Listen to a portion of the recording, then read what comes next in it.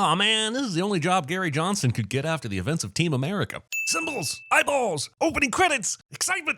Yes. Nice. Movie introduces young, annoying characters at the beginning of the movie, and I immediately want them to die cliche. It won't kill us to get a deep fried Snickers and a Coke. It might. Oh.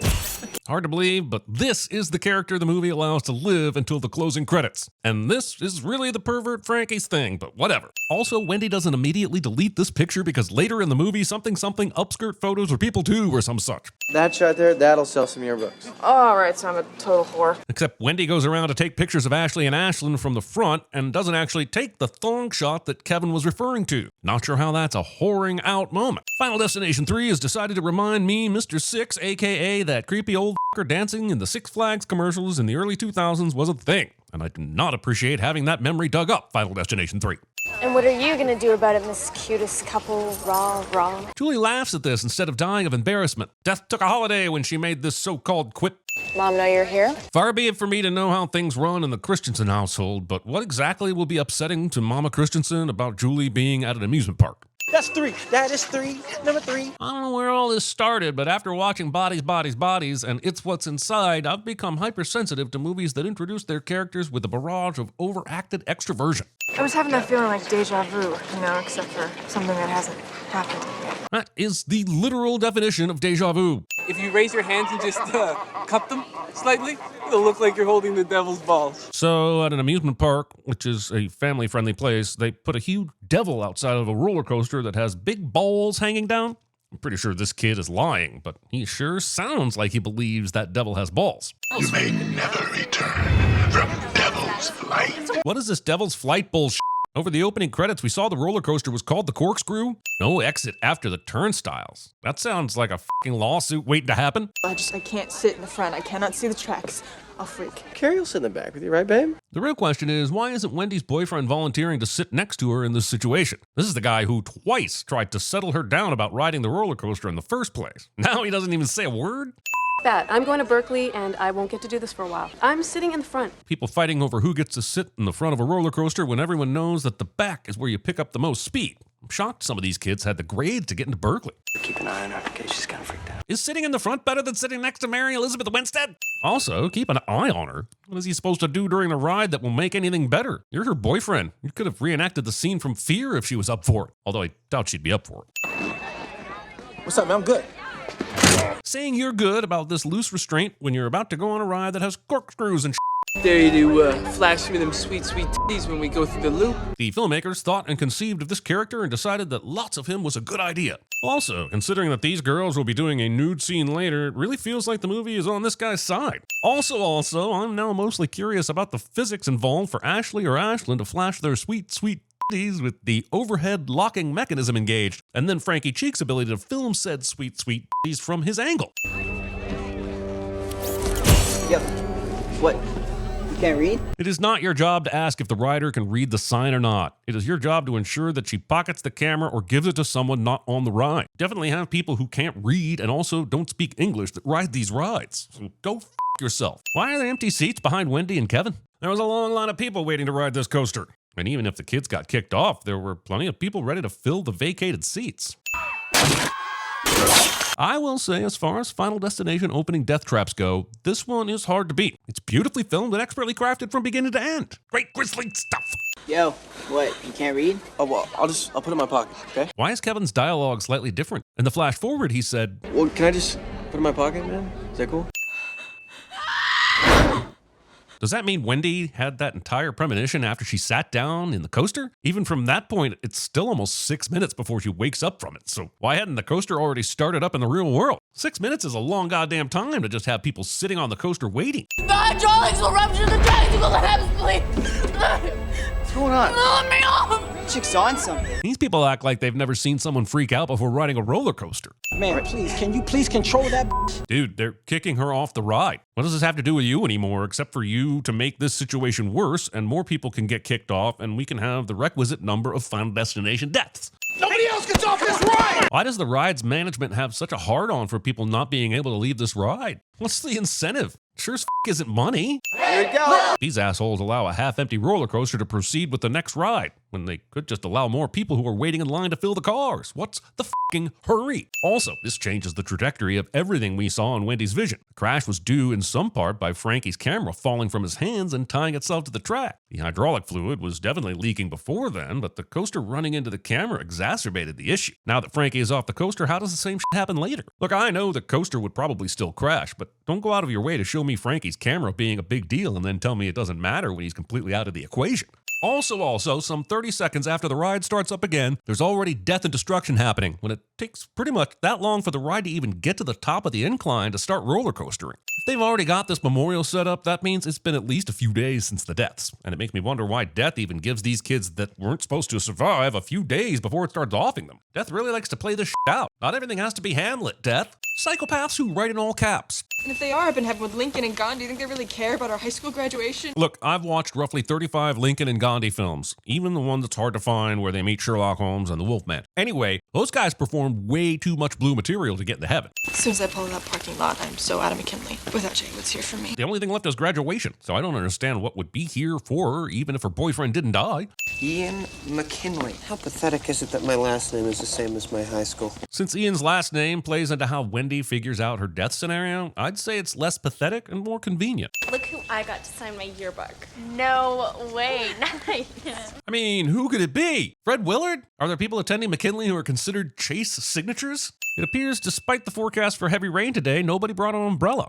So we're ready for graduation tonight. We're going to the tanning salon after this. Is graduation happening on the last day of school or something? Don't they usually happen on a Saturday when friends and family are more likely to be able to attend?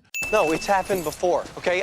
I went online looking for an explanation. It's kind of amazing that the story of Flight 180, the huge mid-air explosion, and the 7 people who died in mysterious ways afterwards isn't just a well-known fact around the world at this point. I can see why the events of Final Destination 2 wouldn't be well known, but the first one? Why do you even have to research this stuff online? Are memories that short? I'm usually such a control freak, but I didn't do enough to stop it. They've mentioned Wendy's control freakiness a couple times now, and it has never once been a trait Wendy has shown in the movie. I should have done everything I could to stop it. I know this is a natural guilty feeling that people have after traumatic events, but I am a little upset the movie didn't have a Spider-Man 2 moment of Wendy jumping in front of the coaster and trying to stop it herself. I can't talk to Mom and Dad. Mainly because they didn't cast anyone to play Mom and Dad. Can I use the school camera for graduation tonight? But why does Wendy still have the camera? She said at the amusement park, It's not even mine, Kevin. It's the yearbook. These are for the yearbook.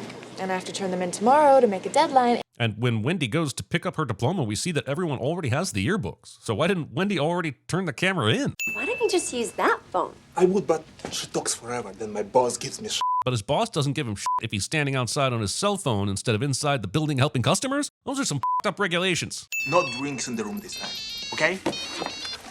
Good. Ashley is a dick to Ashlyn's drink. Nobody's walking in here and seeing me naked. Ashlyn is making a sign for the tanning salon that we will later see when the actual manager of the place finds himself locked out. But are you telling me there isn't a lock on the tanning room to prevent peepers from barging in on a session? Ashley slurps this drink 3 different times in a matter of 8 seconds, as if the movie is forcing me to take the tanning bed side later. Oh man, this bottle of suntan lotion got way too excited holding this door open. Dude, he said no drinks. How has Ashlyn not noticed that Ashley still had that giant drink this whole time? Happy biatch, nothing to spill. There is clearly something left to spill. Quentin Tarantino's Final Destination 3. I guess this picture of Ashlyn and Ashley is supposed to predict them getting badly burned or whatever, but all I see is a trip to the optometrist after trying too hard to find the clue in this picture. So the shelf falls on top of Ashley's tanning bed, and then when Ashley tries to get out, the shelf slides off and the far end lodges into Ashlyn's bed, locking her in. Fine. But how the hell did the shelf's other end slide straight down to lock up Ashley's bed as well? Maybe I can buy death-defying physics to get what it wants, but if it can just magically alter a shelf's construction to do its bidding, then why does it need to go through all the complexity of setting these traps? It could just zap people with lightning, or do really anything it wants based on this magical shelf maneuver. The only thing I can think of is that Death is getting off on being clever. Guys, I think Death might just be a straight-up dick. Also, what fucking tanning bed doesn't have a start-stop button in the bed? It's like Tanning Bed 101. How has this place remained in business? Hello? Hey, Ashley, it's Wendy. Psych. Leave a message. Psychopaths who make this their outgoing voicemail. That was a pretty good Final Destination scene, wasn't it? Ashley and Ashlyn die to the Ohio Players Love roller coaster, and there's this nifty transition between the tanning bed to the coffins. Everything about this is pretty memorable, which is why it sucks that every death after this has absolutely none of that cleverness. We are all equal in death's eyes. Equal in death's eyes? Word on the street is that this guy went on to invent online discourse. These two girls who've never done shit to anybody. To be fair, Ashley did have that annoying outgoing voicemail. Women who actually choose to stand by Frankie Cheeks. Hey, if you ever have to come to my funeral, man, bring me a PSP or something. At least I have something to do then. Wait, he's supposed to bring a PSP to your funeral so that you have something to do? Okay, so Ashlyn and Ashley apparently were 17 when they were set to graduate, and so was Jason. In fact, it doesn't even look like he would have turned 18 this year. Wasn't anyone at the school 18 when they were graduating? That's the norm, isn't it? Yeah, I could have gotten you second row. I didn't want to upset anyone by being there. Great, skip! The bizarreness of this camera angling that makes it look like Kevin grows a few feet taller right in front of us. That's the last photograph Lincoln posed for. Between this mention and the other one from earlier, And if they are up in heaven with Lincoln and Gandhi. this movie does a job of explaining Wendy's obsession with Honest Abe. Look, see the shadow? Whoa. Are you saying this is a photograph of the World Trade Center just before it got hit by an airplane? Because that's not any kind of spooky foreshadowing. That's just documentation. Also, it has nothing to do with the actual people on the plane or inside the World Trade Center. What you're saying is that death had its sights set on a fucking building. This occurred 1 year to the day of the Flight 180 disaster. Look at the road sign. Yeah, I don't know why death cares at all for the number 180, but it's fun, I guess. And this movie doesn't do anything with that, although I guess the train at the end of the movie is 081, and the movie cheats by showing it in a mirror so that it counts or something. And God help you if you think this turnaround song the movie plays means 180. The Bible says something about you going to hell for thinking like that. I guess you came to me with this because I'm responsible for putting this in your head, the Flight 180 thing. Not sure if Kevin is responsible for that, but he's making a very good case at being responsible for gaslighting the out of Wendy. Are these it? Man, Kevin went back to believing in all this real quick. What was the point of him raising a suspicion in the first place? Wow, McKinley County was celebrating freedom from the Brits 70 years before the entire country was. And go through the drive-thru. I don't want anyone hearing what we're talking about. Well, it's nice to see that things haven't made you any less of a control freak. A simple request to go through the drive-thru is now considered being a control freak. SpongeBob lives underwater. It's so sad that you know that. Why is it so sad Kevin knows that SpongeBob lives underwater? These kids would have only been 10 or 11 when SpongeBob premiered in 1999. It would be weirder if he didn't know that SpongeBob lived underwater. I don't even know what this truck is doing backing up towards a fast food drive-thru, but it's that same beer truck from Final Destination 2 that had the drunk driver in it, so now I'm erect. This radio will now glitch and play Turn Around and Look at Me by the Vogues, which is a totally fine song choice that I have no problem with. My real problem is that I thought the whole point of Final Destination is that people were in control of all the choices in the movie, including the music. As unlikely as all the Rube Goldberg deaths are, they can all be traced back to human decisions, carelessness, and assholery. Here, Death is just tuning the soundtrack to his own needs, and that's cheating. They somehow knock out this windshield with 2 kicks from a sitting position, which is way too impressive not to sit. If this was always going to be Frankie's death, how could Death have possibly known that Kevin and Wendy would get out of their car in time? I think it's because this whole order of death bullshit really doesn't matter. And I wish these movies would just admit that. The concept doesn't even add anything interesting to the narrative. You need a ride? We can walk to my house and then I'll give you a ride to yours. That was a great scene. As we take a look at the picture Wendy took of Carrie, we can see that it has absolutely nothing at all to do with her death. So the upskirt picture comes up again, and this time we see that Frankie's head is close to a fan, which predicts the truck motor that's going to kill him later. But the previous Frank photo didn't really predict anything. And if Wendy has the true power, since she's the one who had the vision, why would Kevin's upskirt picture have more clarity than the one she personally took? This picture shows how he died. But this is before Frankie was about to die on the roller coaster. Does Death always make sure to have potential future death scenarios appear in pictures in case the death the person is fated for doesn't happen? That's a lot of paperwork to keep up with. Also, this seems to say that death isn't really being cheated when someone has a catastrophic vision and saves lives. It's basically saying that death knows you're going to live and predict the way you'll die after the thing that was supposed to kill you. We have to tell him. Show him these pictures. It's incredible how many times the main characters in these movies not only know who's next, but those people are in the exact scenario where their deaths will occur. Is it like painful or embarrassing? I mean, there's nothing like up my ass or anything. Being this concerned, your death involves butt stuff. I'll see you tomorrow. Tomorrow? How do either of them know that Lewis won't die tonight? You on crack. Both of them. We're now just counting down until Lewis meets his death. because she sure as isn't going to believe this story. That's what these movies are. We're just here for the deaths. But I would have loved to have seen what would have happened if Lewis took this seriously. If he walks out of this weight room right now, does death now skip to the next person? My guess is no, because it's all based on the screenwriter's discretion. In general, I think these movies only skip to the next victim if the person barely misses dying. But they've never explored what happens if someone who is not the main character says, you know what, this is compelling evidence that I'm going to die soon. I'm going to lock myself up in Ali Larter's room from Final Destination 2. It's absolutely stunning how many things at an amusement park somehow match so many things in a college football weight room. 4 years from now, Luis Romero going in the second round of Oakland. So wait, you're striving to be a second rounder? How does someone who thinks this highly of himself decide, nah, the first round would be too unrealistic? 15 seasons with 4 Super Bowl rings on his fingers. In Oakland? This whole weight room scene is hilarious. I'm pretty sure none of these people are actually lifting weights correctly and are going to have all the injuries by the time the season starts. I'm less surprised that Lewis gets killed here than I am that no one has gotten killed or seriously injured by fallen swords before today. Why is this the exercise machine the gym has under the swords? Why did the swords have to be hanging up in the gym in the first place? And holy shit, why real swords? Did I do something to bring this on everybody? Soccer. Osama bin's supervisor wants me to get rid of these pigeons first. Bosses that assign you a job killing pigeons.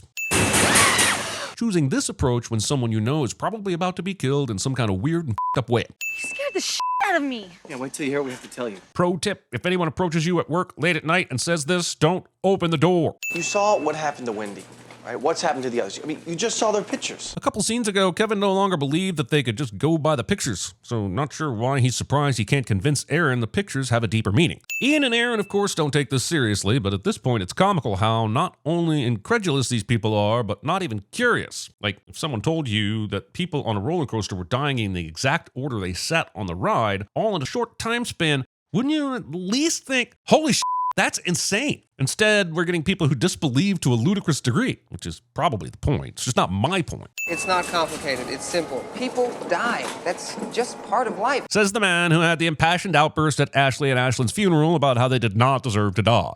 No one goes like, oh, wow, he was eating French toast when Princess Diana died in Paris, and then he saw her funeral on TV, and now he's dead. I get Ian being in denial, but coming up with this major stretch of logic in the face of real tangible examples after 4 corroborated deaths is infuriating to listen to. It can be argued that Wendy and Kevin's mere presence has caused the last 2 deaths. I'm going to go ahead and blame Aaron's death on them as well, because I'm pretty sure they'd be out of the hardware store by now if it wasn't for them. 4 minutes ago in movie time, which is like 30 in real time, Aaron told Ian that once she restocked the shelves, they'd go home. But apparently Ian still needs to do the plywood orders that Aaron mentioned before Ian murdered a bunch of pigeons. The point is, Aaron implied that they were about to clock out, and now we see Ian much later firing up a saw. And it makes it seem like the characters are actively daring the Final Destination monster to punish them for working overtime. Bird flu.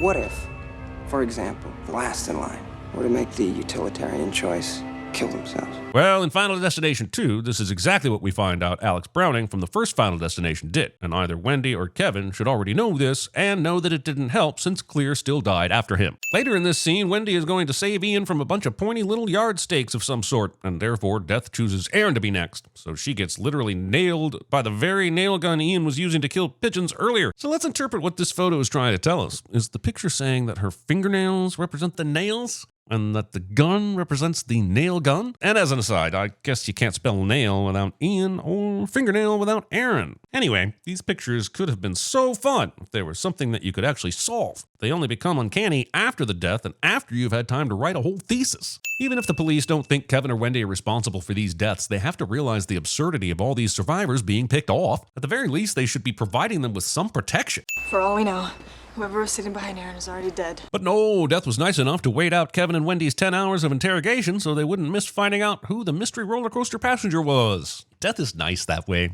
Are you sure we shouldn't stick together? It's just for a couple hours. You're right, Kevin. What could Death do in 2 hours? Wendy figures out from the photo that her sister was on the ride, making this an unnecessary surprise that raises the stakes or whatever. Problem for me is, how did Julie manage to stay completely anonymous while her own sister freaked out and got her kicked off the ride? Also, pretty fun dun-dun-dun moment, but why does Wendy have this picture? This was a picture she took in the premonition, but wouldn't have had the opportunity to take before she got removed from the ride. Even if we're saying she still did snap a picture here, which she clearly did not, the arm with the bracelet can't be seen. Do you remember Julie being on the roller coaster? No. No, she would have said something by now. Kevin would be amazing at CinemaSins, but I already made the point he makes, so here's another one for trying to do my job in movie. Also, why is Kevin suddenly working security at the 300-year McKinley celebration? What happened to the plan where Kevin said he'd only be gone for a couple hours? Or is this a new day or something? Either way, this feels sinful as shit. And yours is the picture that I took when I flashed the camera in your face. Sounds like Death was also in charge of when Wendy decided to take pictures and made sure that she took pictures of everyone who just happened to be on the roller coaster. Very convenient, that Death, when it comes to Hollywood screenplays. It's all out of focus and overexposed.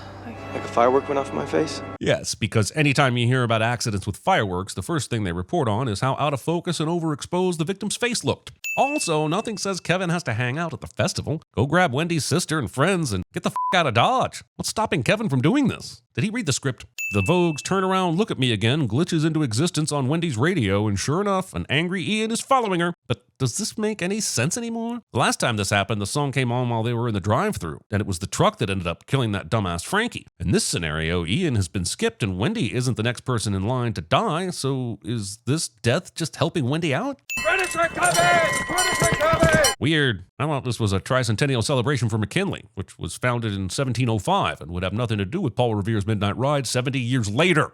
Also the British. Now, let us hope for some lightning.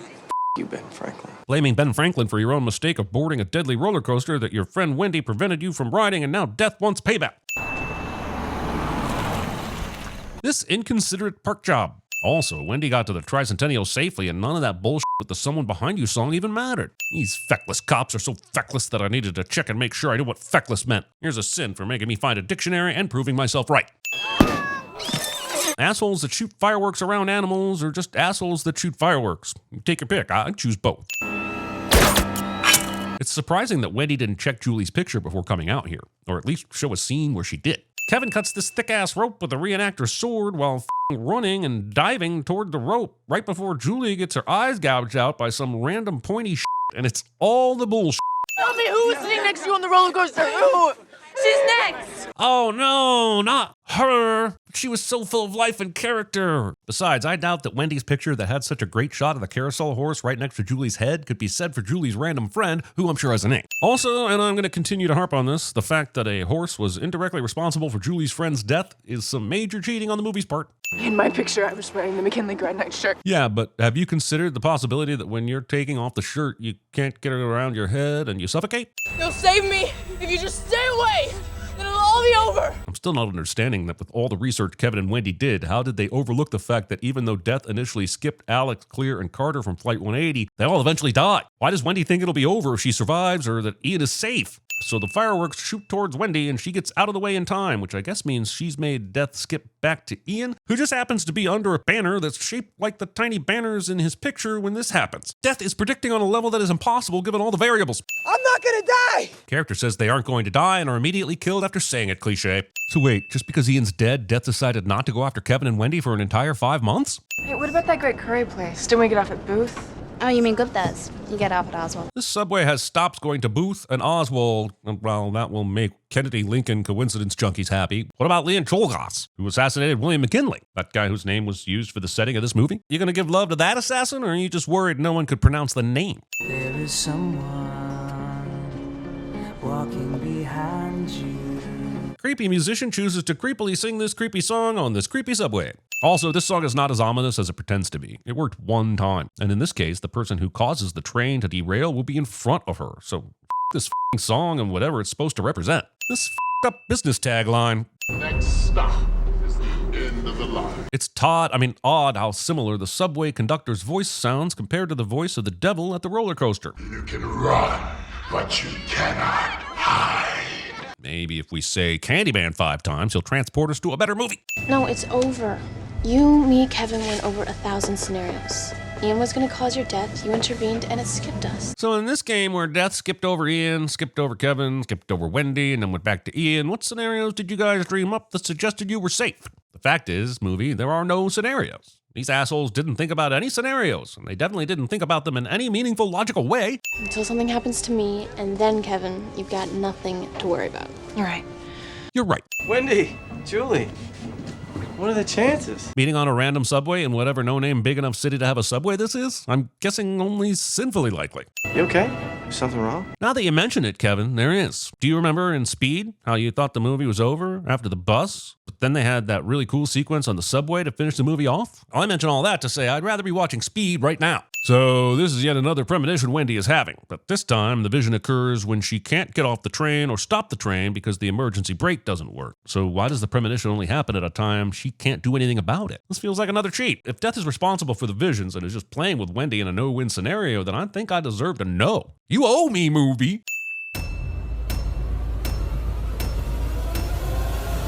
Show me your Get out, Frankie. Yeah, why are you even here? Yeah, you graduated like 2 years ago. That's what I love about these high school girls, man. I get older, they stay the same age. They just...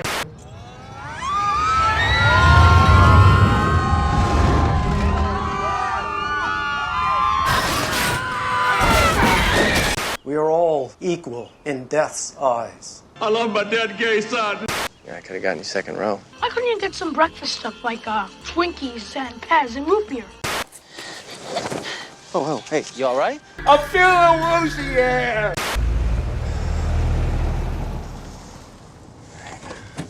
And then? No and then. That's all I want. Hey, I'm walking here. I'm walking here. Are you sure we shouldn't stick together? Sticking together is what good waffles do. There is someone walking behind you. And he likes to watch me pee.